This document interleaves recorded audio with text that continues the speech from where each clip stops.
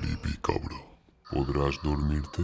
Si le preguntaras a la mayoría de la gente de cierta edad quién fue la primera persona británica en viajar al espacio, te dirían que Helen Sharman, en 1990. Y si les preguntaras quién fue la primera persona británica en pisar la Luna, casi siempre te darían la respuesta equivocada, a menos que dijeran que ningún británico ha caminado jamás sobre la Luna. Esa es la verdad oficial. Lo que no te contarán es que justo antes del colapso de la Unión Soviética, en 1991, hubo una misión ultrasecreta a la Luna. Aunque la mayor parte del mundo creía que los soviéticos no tenían ninguna relación con Europa occidental, la realidad era bastante más civilizada que eso. Sí, la Guerra Fría nos había convertido en enemigos a nivel oficial, pero no éramos enemigos a nivel personal. Al fin y al cabo, tanto los rusos como nosotros, los británicos, habíamos sido atacados por Hitler apenas 50 años antes, así que aquella llama de amistad aún podía reavivarse. No puedo revelarte todo lo que sé sobre esto. La mayor parte sigue protegida por la Ley de Secretos Oficiales hasta 2040. Y lo más probable es que entonces la prorrogaran otros 50 años más. Tampoco tengo pruebas. Los pocos documentos que me asignaron me fueron confiscados, y yo mismo vi cómo los destruían en un horno bajo Whitehall. Sí puedo decirte cuándo ocurrió y desde dónde se lanzó. Fue a mediados de junio de 1989 cuando me eligieron, por llamarlo de alguna manera. No recuerdo la fecha exacta, pero sí recuerdo que en aquel momento simplemente me dejé llevar. Después de que dos hombres irrumpieran sin avisar en mi despacho y me comunicaran que me requerían de la forma más autoritaria que puedas imaginar. Al principio no me lo creí. Pensé que era otra broma universitaria. Pero decidí ver hasta dónde llegaba. Me acompañaron hasta un coche que estaba aparcado justo frente a la entrada principal del edificio. No me fijé demasiado en lo que era, pero probablemente fuese un Jaguar XJ12, por la forma y por el color negro azabache. Durante todo el trayecto, mientras yo iba sentado en el asiento trasero, reinó el silencio. Solo se rompió un par de veces, cuando el hombre del asiento del copiloto respondió a llamadas por la radio CB instalada en el salpicadero. Mis pensamientos cambiaron cuando, apenas una hora después, me encontré sentado solo a una mesa en una pequeña sala sin ventanas en algún lugar de Westminster. La ausencia de ventanas, eso sí, quedaba compensada por la calidad de las alfombras. Eso sí lo recuerdo. Sin previo aviso, la puerta se abrió y entraron unas 12 personas. Todos eran de mediana edad o mayores. Algunos eran rusos, a juzgar por su acento. Todos llevaban carpetas rebosantes de documentos mientras hablaban entre ellos de forma muy agresiva. No me hicieron caso. Al menos no al principio. Gran parte de lo que se dijo se me escapó por completo. Para mí no eran más que discursos políticos vacíos. Usaban términos que no me resultaban familiares, o al menos no en el contexto en el que los estaban utilizando. Pero sí recuerdo una frase concreta. Uno de los hombres mayores dijo, con un fuerte acento ruso: "La última vez que un ser humano puso un pie en la Luna fue el 14 de diciembre de 1972. Eso fue hace casi 20 años. Tenemos que saber si siguen ahí arriba". Yo estaba confundido. Todo el mundo sabe que los 3 tripulantes del Apollo 17 regresaron sanos y salvos a la Tierra. No hay ninguna duda al respecto.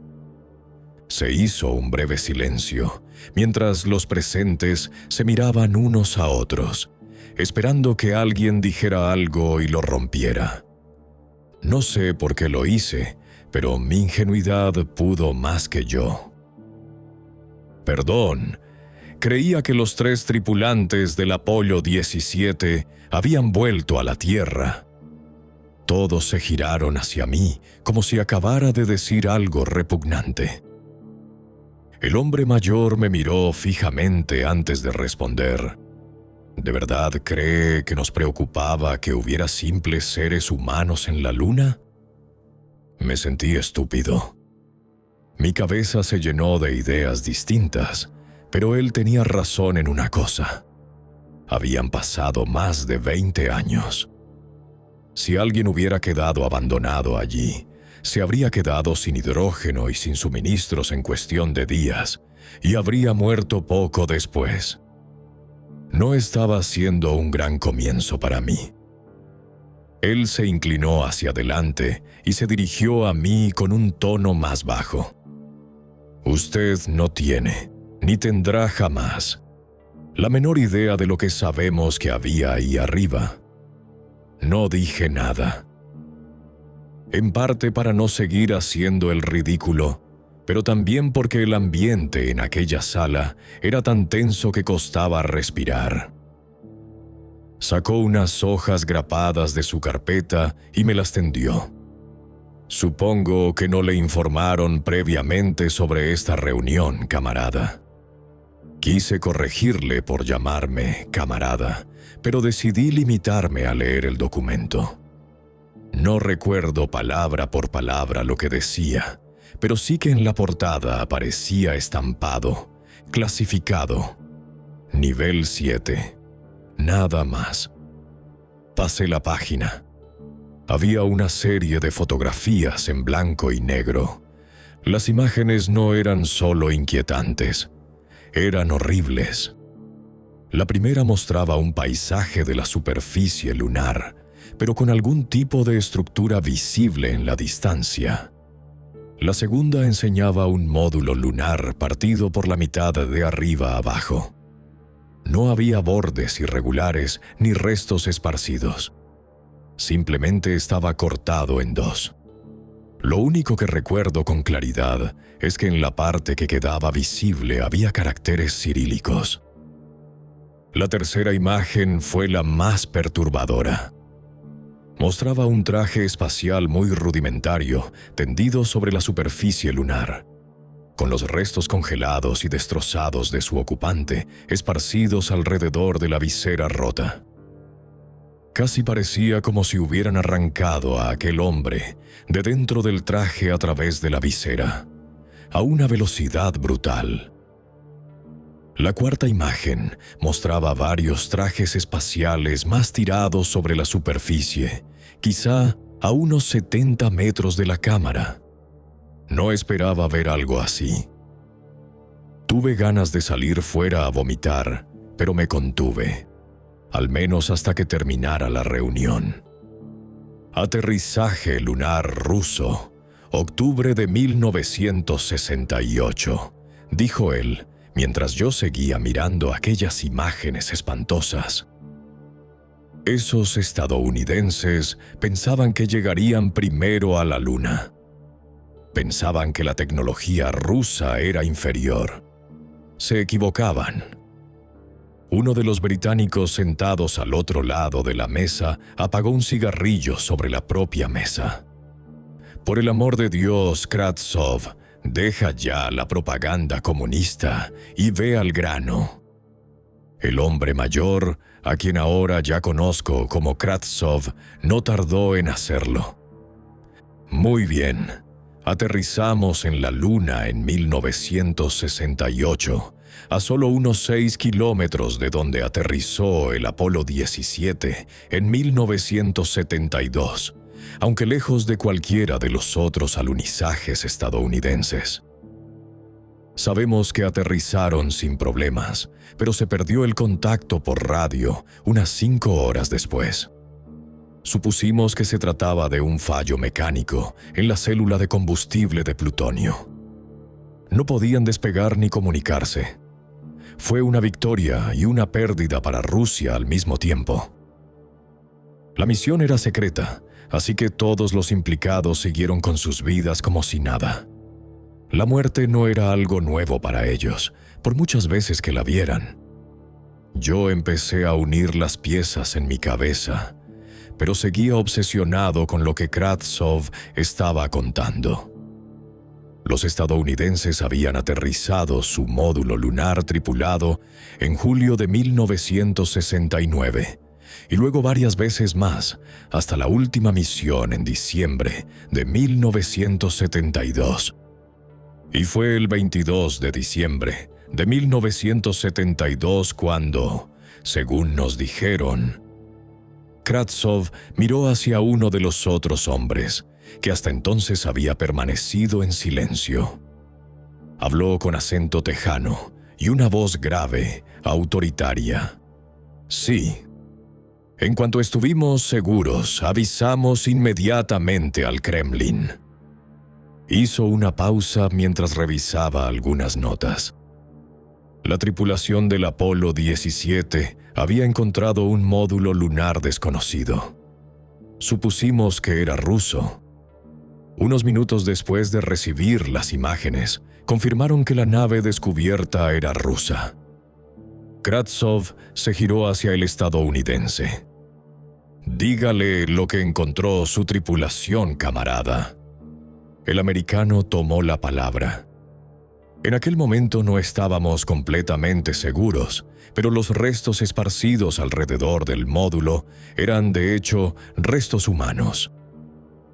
Y no solo eso, todos estaban decapitados, más allá de cualquier posibilidad de reconocimiento. Poco después de aquel hallazgo espantoso, los 3 tripulantes del Apolo 17 anunciaron por unanimidad que querían regresar a la Tierra de inmediato. Se les dijo que era imposible. El módulo de servicio que orbitaba la Luna estaba en una trayectoria equivocada en ese momento, así que no tuvieron más remedio que quedarse dentro del módulo hasta que llegara el momento de volver. Nos contaron que desde el interior del módulo podían ver figuras fuera, rebuscando entre el equipo que habían dejado en el exterior. Aquellos hombres estaban a apenas 6 metros de lo que fuese que hubiera allí fuera, con nada más que el módulo lunar separándolos de ello. Y esos módulos están diseñados para soportar el vacío del espacio y las fuerzas de un lanzamiento. No están diseñados para resistir un ataque físico. Yo estaba tan impactado que pregunté sin pensar.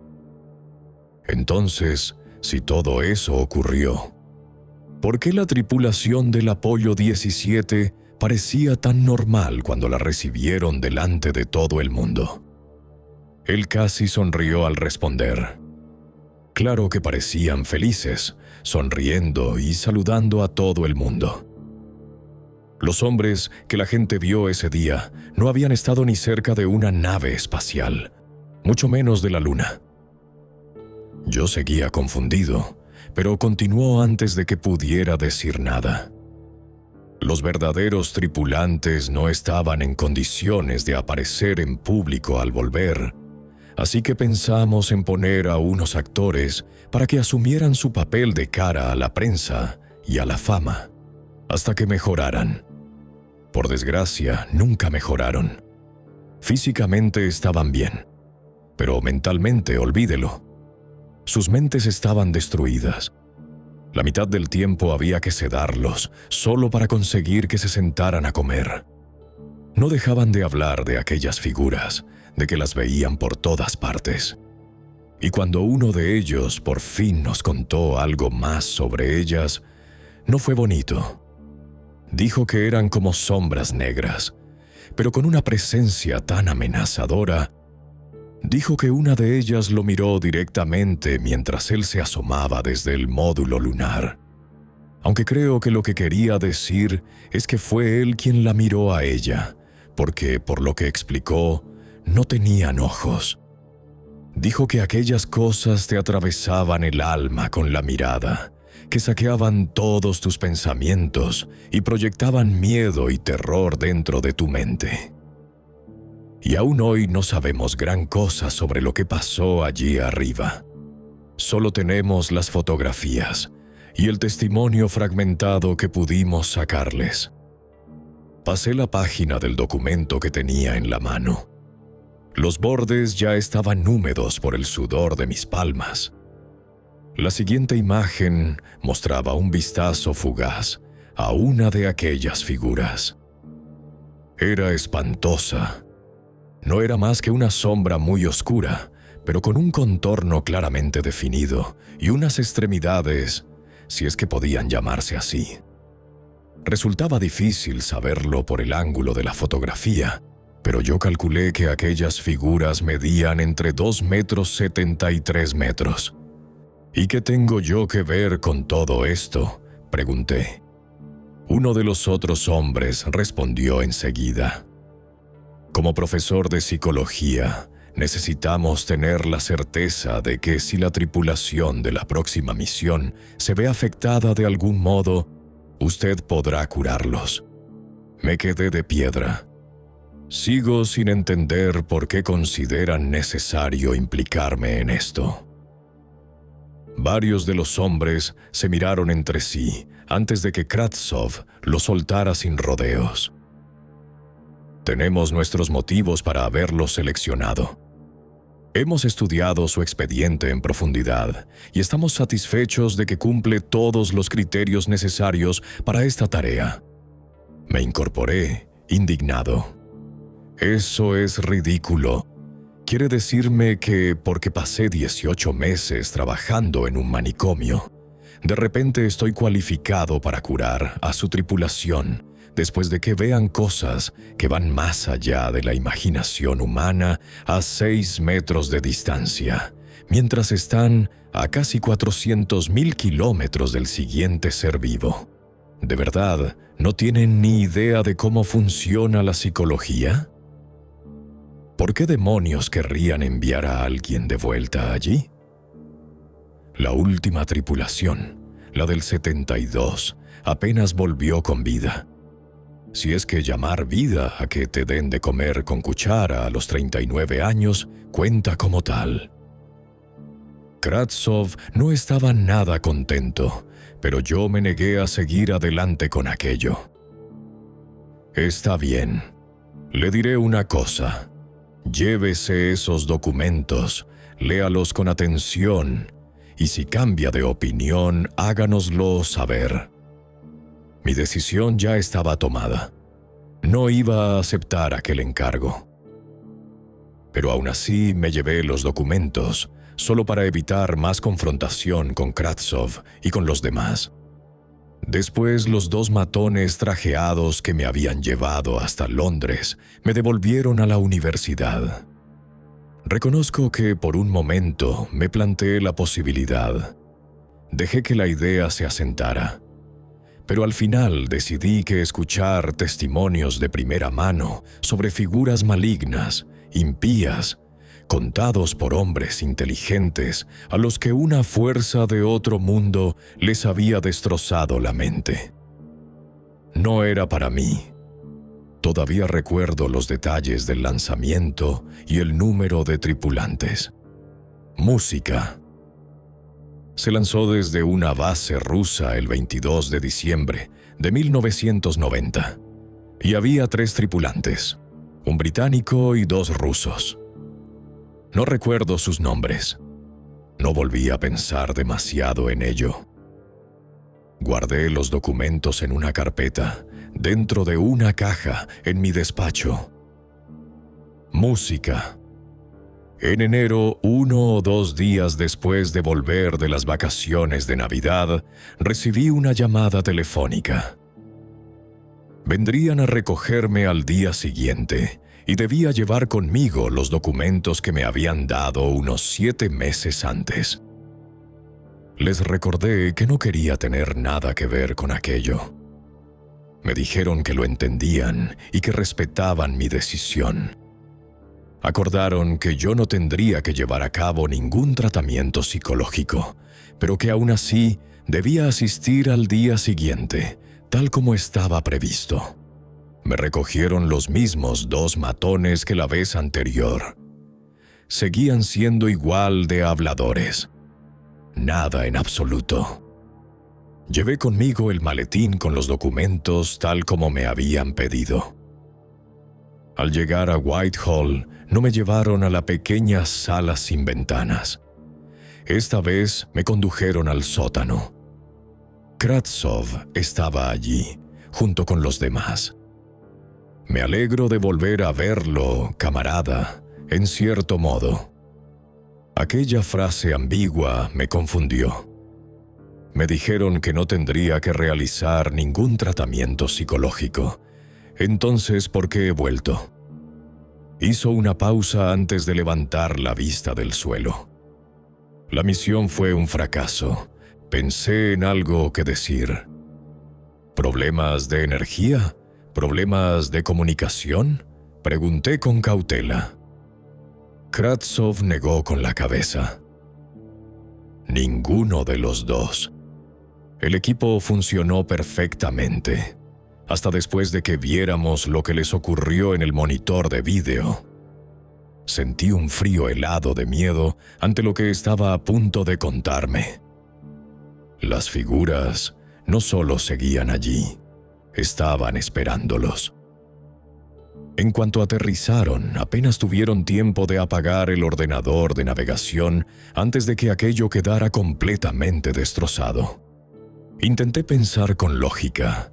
Seguíamos hablando de figuras. ¿Y si había sido un fallo mecánico? ¿Y si...? Kravtsov me cortó. No hubo ningún fallo, y le diré cómo lo sé. Esas figuras son solo soldados rasos. Ya nos han advertido 2 veces que nos mantengamos alejados de la luna. No habrá una tercera advertencia. Si volvemos, lo considerarán un acto de guerra. Y no me refiero a una guerra con armas y bombas. Será una guerra contra la psique de la mente humana. Nadie puede imaginar lo que eso significa. No supe qué responder. El módulo aterriza en la superficie lunar a las 3:45 de la madrugada del día de Navidad de 1990. A las 3:47 se ve en vídeo a la tripulación siendo decapitada dentro del módulo lunar.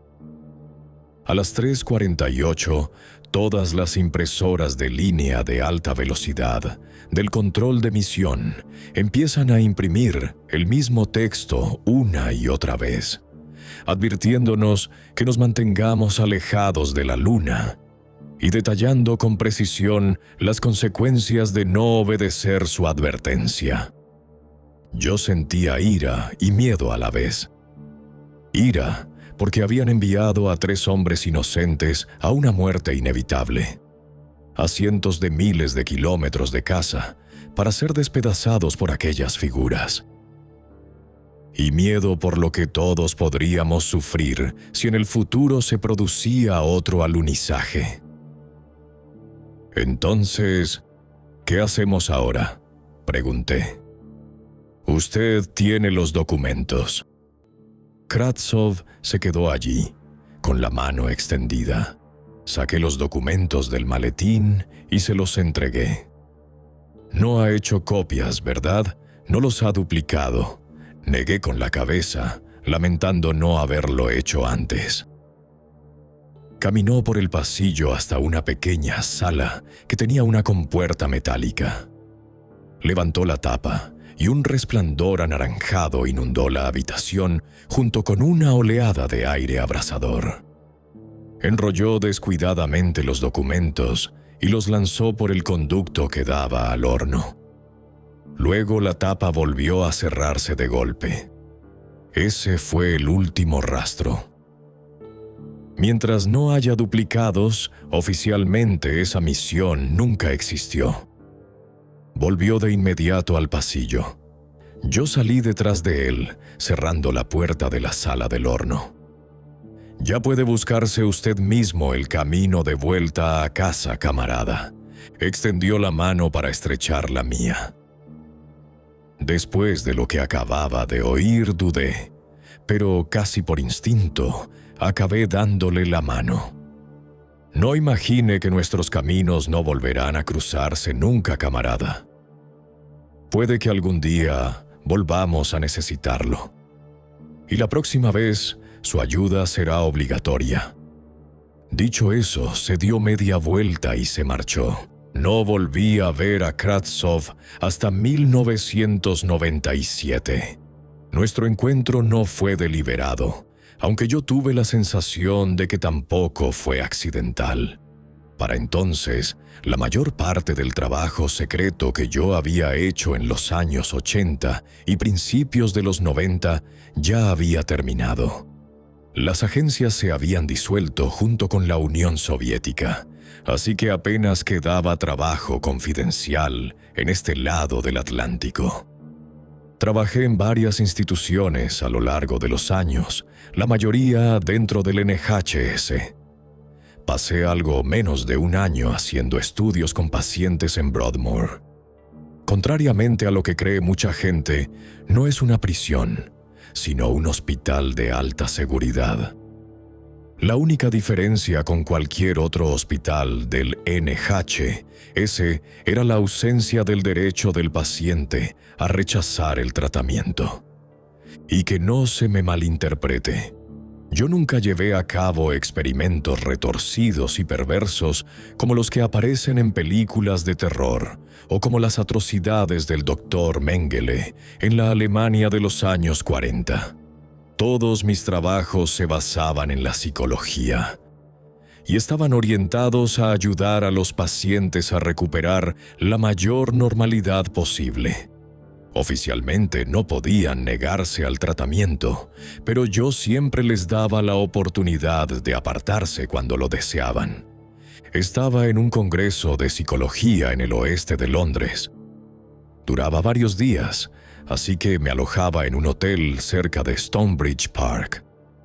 Perdóname por no recordar el nombre del sitio, pero han pasado casi 20 años. Un día estaba en el bar, anexo al centro de conferencias, hablando con profesores de otras universidades, cuando oí una voz. «Camarada, por aquí». Era Kravtsov. ¿Qué hacía allí un antiguo comandante militar soviético en un congreso médico británico? Me disculpé con el grupo con el que estaba hablando, y ellos se intercambiaron unas miradas extrañas al ver que yo respondía a alguien que me llamaba camarada. Al fin y al cabo, yo nunca había contado a nadie lo ocurrido 7 años antes. Me acerqué a Kravtsov. Tenía una copa de brandy en una mano y el extremo humeante de un puro grueso en la otra. Iba vestido de forma distinta a la última vez que lo vi. Ahora parecía mucho más un civil. Ya no llevaba aquella chaqueta verde oscura adornada con condecoraciones militares en el pecho. «Kravtsov, ¿qué hace usted aquí?», sonrió sorprendido. «Bueno, no he venido para que me haga un diagnóstico psicológico, si es eso lo que quiere decir». Me sorprendió lo humano que parecía comparado con la última vez que nos habíamos visto. Solo pude suponer que la caída de la URSS había aligerado bastante su carga. Nos sentamos a una mesa en la zona menos concurrida del bar. «Como le he dicho, ¿qué hace aquí?», pregunté de nuevo. Contacté con su universidad, pero me dijeron que ya no daba clase allí. Así que hice unas cuantas llamadas, engrasé algunos mecanismos y averigüé que iba a estar aquí unos días. Desde luego se había esforzado por encontrarme. Mi sospecha de que nuestro encuentro aquella noche no había sido casual quedó confirmada. «¿Y a qué se dedica ahora?», le pregunté. «Bueno», Cuando la madre Rusia empezó a desmoronarse, hice lo que habría hecho cualquier hombre inteligente en esa situación. Saqué provecho. Se rió entre dientes antes de dar otro sorbo a su brandy. Debió de ver la curiosidad en mi cara, porque dejó la copa sobre la mesa. Se inclinó hacia adelante y continuó. Digamos que algunos países al este de Europa y al oeste de Rusia pudieron comprar excedentes de material militar con descuento. Apagó el puro mientras seguía hablando. Yo era responsable de los activos en liquidación, principalmente material militar, tanques, aviones, camiones, armas, munición. Ya se hace una idea. Las instrucciones eran sencillas: vender todo lo posible al mejor precio y enviar el dinero directamente a Moscú. Tenía sentido. Al fin y al cabo, ¿para qué iba a querer el mayor estado comunista del mundo cientos de miles de vehículos y cientos de millones de cartuchos de munición si se estaba desmoronando desde dentro? Creo que ya puedo imaginar qué pasó después, le dije. Quizá, pero no hace daño contárselo igualmente. Los líderes de toda Europa del Este y de los países bálticos podían comprar el mejor material militar del mundo por una fracción de lo que costaría fabricarlo. Pero había un problema. No podía hacerse el pago por banco. Los bancos hacían demasiadas preguntas, incluso en Rusia. Dio otro sorbo a su brandy. Se lo dejé claro. Solo aceptaría lingotes de oro o billetes en dólares estadounidenses. Poco margen para negociar. Y el resto fue fácil. Se falsificaban papeles, se alteraban cantidades. Una venta de 100 tanques por 300,000 podía convertirse muy fácilmente en 700 tanques sobre el papel. Y una vez completada la venta, de repente yo tenía otros 600 tanques a mi disposición, que podía vender y quedarme con el beneficio. ¿Y no le daba miedo que lo descubrieran?, pregunté instintivamente.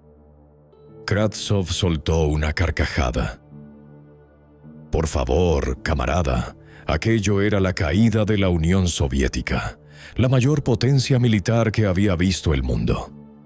Sí, había gente encargada de supervisarlo todo, pero no había nada que un sobre lleno de billetes de $100 no pudiera arreglar. Me hizo una seña para que me acercara más y escuchar mejor lo que iba a decir. Los que lo sabían no les importaba, y a los que les importaba no lo sabían. Hablamos de política y de la caída del comunismo durante un par de horas, hasta que acabamos llegando al tema de la fallida misión lunar de 1990. De pronto el ambiente jovial se volvió oscuro.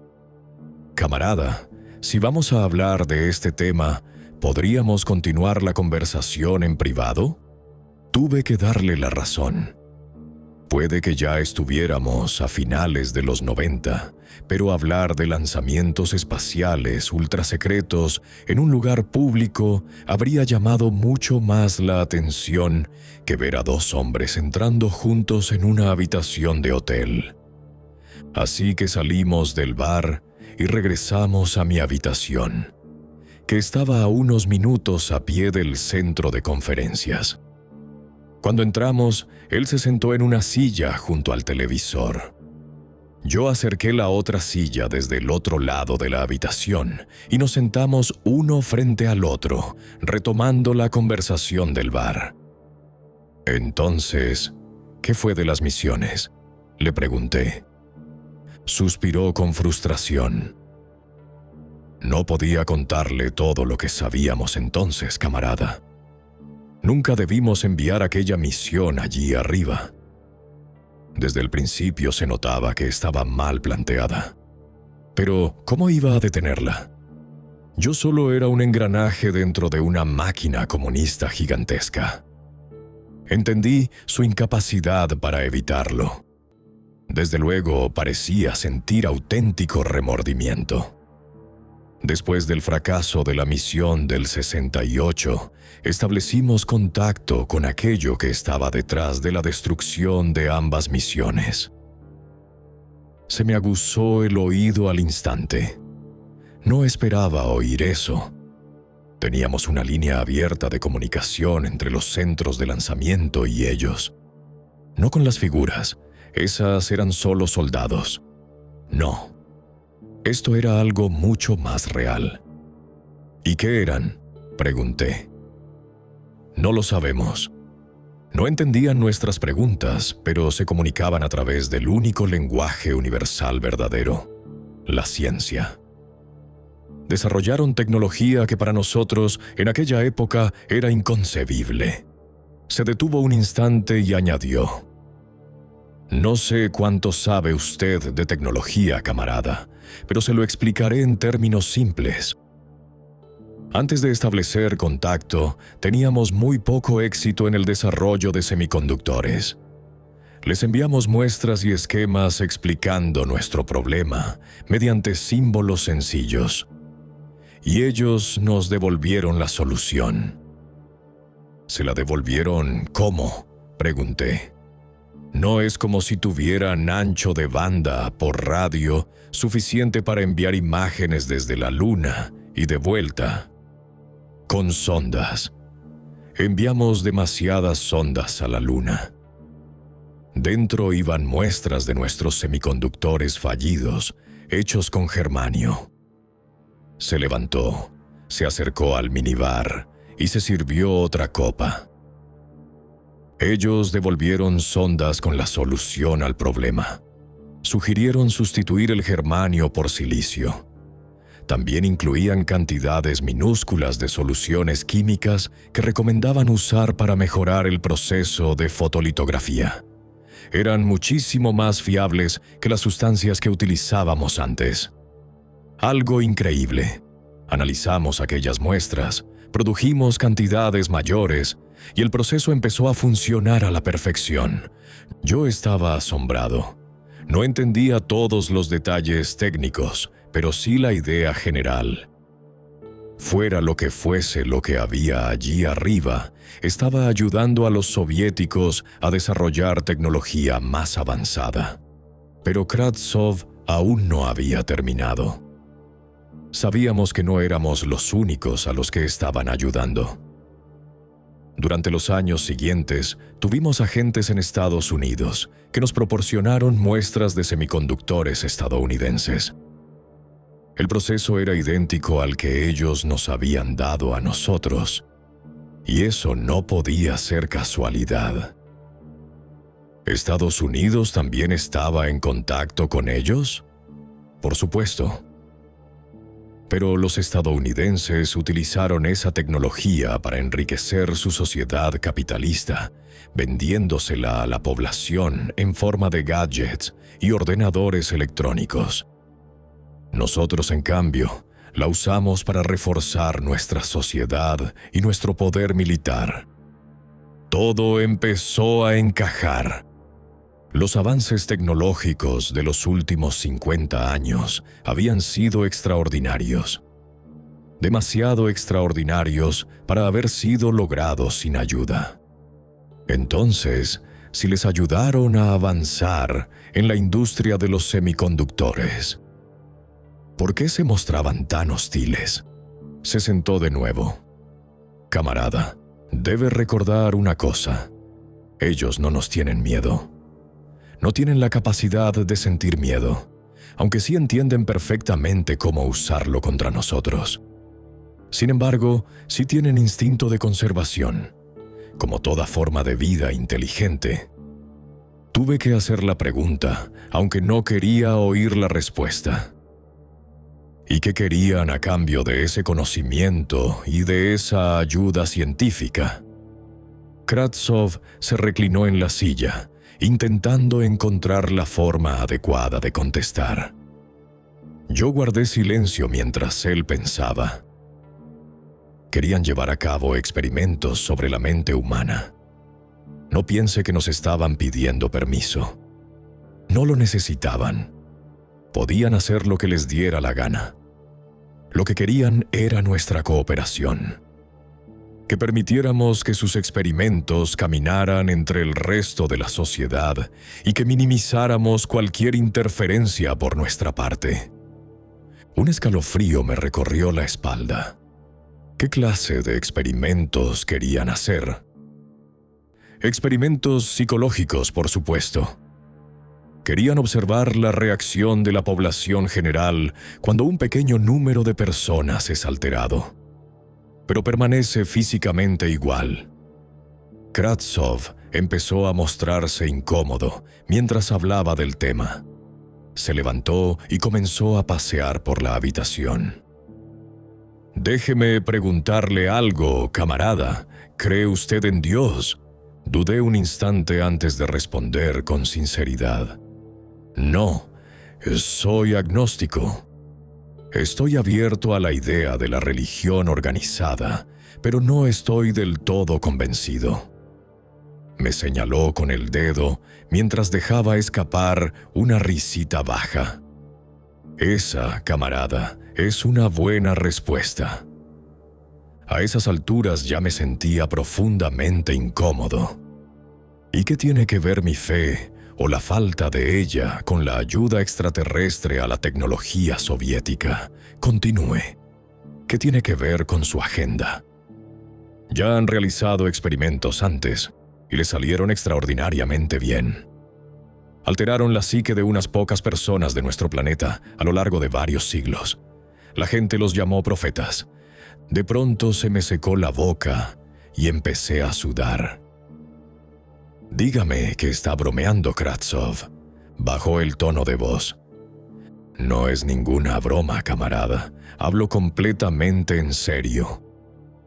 Yo había sido criado como católico, y aún así no sabía si creerle o no. No me parecía que estuviera mintiendo, pero tal vez se equivocaba o había interpretado mal algo. «De acuerdo. Por el bien de esta conversación, supongamos que todos los profetas…» Kravtsov me interrumpió. «La mayoría, camarada, la mayoría de los profetas. No todos, solo que no sabemos cuáles formaban parte de sus experimentos y cuáles no». Continué. «Bien. Supongamos entonces que la mayoría de los profetas formaban parte del experimento. ¿Qué van a hacer ahora? Quiero decir, no es como si pudieran crear otra religión desde cero. Ya ha habido religiones nuevas en los últimos siglos y en general fracasan, porque la gente está demasiado aferrada a sus costumbres como para aceptar un nuevo sistema de creencias en su vida». Kravtsov asintió, dándome la razón. «Tiene razón, pero la religión es un experimento antiguo. Saben que funcionó. Puede ver los resultados por usted mismo. Lo que quieren averiguar ahora es cómo experimentar con, por decirlo así, antiprofetas. Yo no acababa de entenderlo». «¿Qué quiere decir con antiprofetas?». Kravtsov se quedó pensativo antes de hablar. «No lo sabemos, pero creemos que aún no han empezado. Al menos eso es lo que nos dijeron. La idea de un desconocido conocido procedente de una raza extraterrestre resultaba aterradora». Kravtsov continuó con voz seria. «Lo único que sabemos es que no comenzarán ese nuevo experimento hasta que su planeta complete 2000 vueltas alrededor de su Sol después del nacimiento de uno de los profetas. No podría haber sido más claro, ni aunque lo hubiera escrito con letras enormes en la pared de mi habitación de hotel. Entonces quiere decir que planean comenzar esos nuevos experimentos después del año 2000. Teniendo en cuenta que aquella conversación ocurría en 1997, la llegada del nuevo milenio era algo que la mayoría veía con entusiasmo y expectación. Eso le daba a todo un matiz mucho más siniestro. Solo podía imaginar qué tenían planeado. Si quiere mi opinión, dijo, van a volver a enfrentar a pequeños grupos de personas contra el resto de nosotros, posiblemente usando el experimento anterior como estructura. Pero, debido a lo extendido que estuvo el experimento anterior y al consuelo que muchísima gente encuentra en él, será casi imposible aislarlo y erradicarlo. Mi cabeza era un caos. Estaba intentando comprender qué quería decir exactamente Kravtsov. ¿Y cuál será el resultado?, pregunté sin esperar una respuesta clara. Kravtsov parecía preocupado. No lo sé. Solo creo que debemos ser conscientes de que la próxima gran guerra la librarán personas de nuestra propia especie. Y no será por tierra, ni por dinero, ni siquiera por libertad. Será por una ideología falsa que fue transmitida a sus antepasados hace varios siglos como resultado de un experimento de seres extraterrestres, por motivos que ni siquiera podemos empezar a comprender. Después de eso, la conversación empezó a apagarse.